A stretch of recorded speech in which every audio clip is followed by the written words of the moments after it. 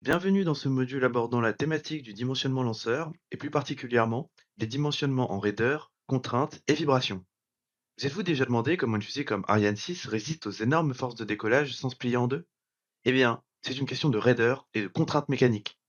Aujourd'hui, on va voir comment ces concepts permettent d'envoyer des lanceurs dans l'espace sans qu'elles ne s'écrasent sous leur propre poids. La raideur, K, d'une structure, correspond à sa résistance à la déformation sous une force donnée, et elle est définie par la formule suivante.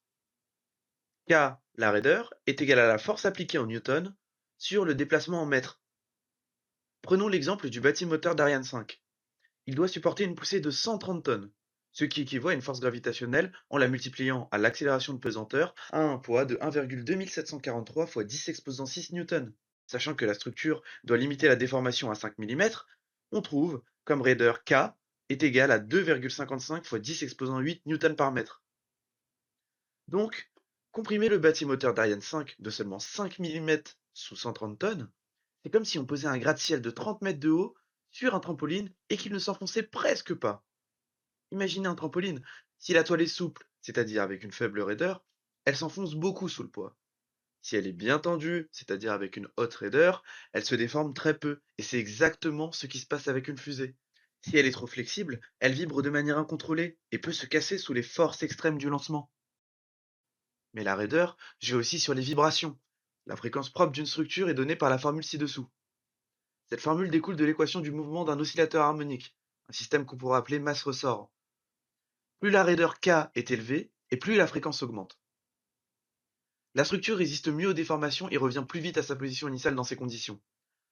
A l'inverse, plus la masse m est grande, et plus la fréquence diminue, car un objet plus lourd met plus de temps à réagir aux forces qui l'animent. En aérospatial, il est très important d'ajuster ces paramètres pour éviter le phénomène de résonance, qui arrive lorsqu'une vibration externe correspond à la fréquence propre d'une structure, ce qui amplifie les oscillations jusqu'à provoquer des dommages critiques. Et c'est le même principe sur les aéronefs, où la conception des ailes et du fuselage doit éviter que les turbulences ou les vibrations du moteur n'entrent en résonance avec la structure.